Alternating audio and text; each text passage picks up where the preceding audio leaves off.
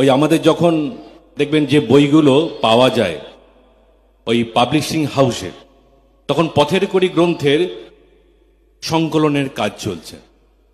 তা পথের কড়ি গ্রন্থের সংকলনের কাজ প্রায় সমাপ্ত হয়েছে।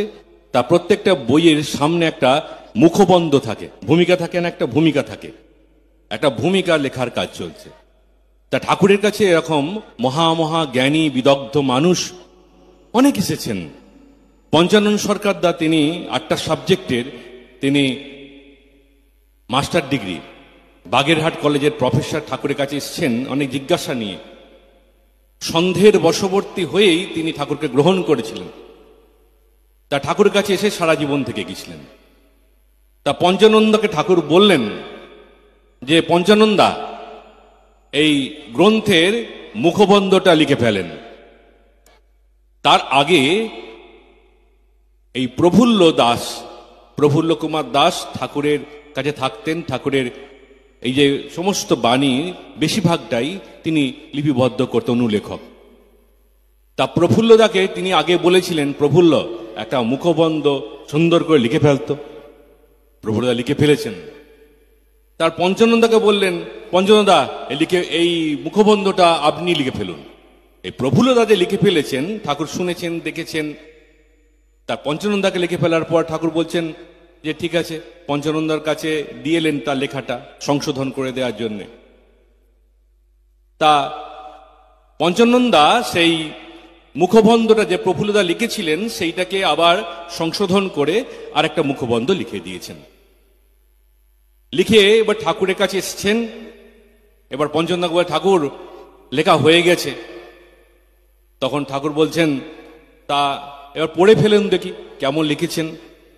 পঞ্চানন্দা মহাপণ্ডিত মানুষ, তিনি অপরাজয় তার্কিক। তিনি যা লিখেছেন ঠাকুর শুনলেন। ঠাকুর বললেন, আমি তো আসলে মুখ্য সূক্ষ্ম মানুষ, আমি এত কিছু বুঝি না, তা আপনি খুব সুন্দর লিখেছেন। তার প্রফুল্লদাকে বল, প্রফুল্ল তোরটা পড়তো। তা প্রফুল্লদারটা পড়া হলো। তা পঞ্চানন্দাকে বললেন যে ঠাকুর, পঞ্চানন্দা প্রফুল্লটাও লিখেছে, কোনটা ছাপাই বলুন তো। পঞ্চানন্দা বলছেন, আগে ঠাকুর প্রফুল্লটাই ভালো লেখা হয়েছে, আপনি প্রফুল্লটাই ছাপান। তা পঞ্চানন্দা প্রণাম করে চলে গেছেন।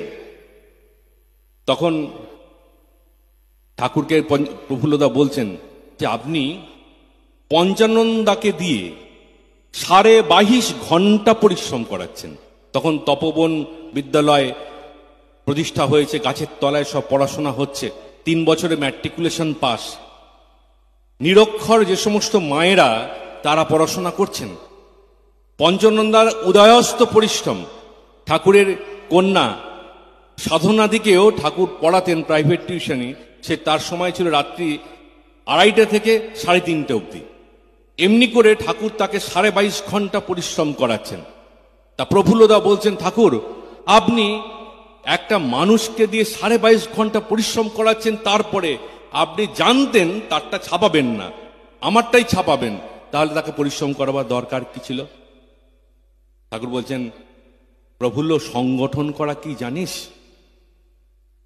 যে মানুষের পাণ্ডিত্য আছে সে পাণ্ডিত্যের অহংকারে হাত দিতে নাই, তাই তাকে দিয়েও করাতে হয়, তার থেকে মতামত নিয়ে চালাতে হয়।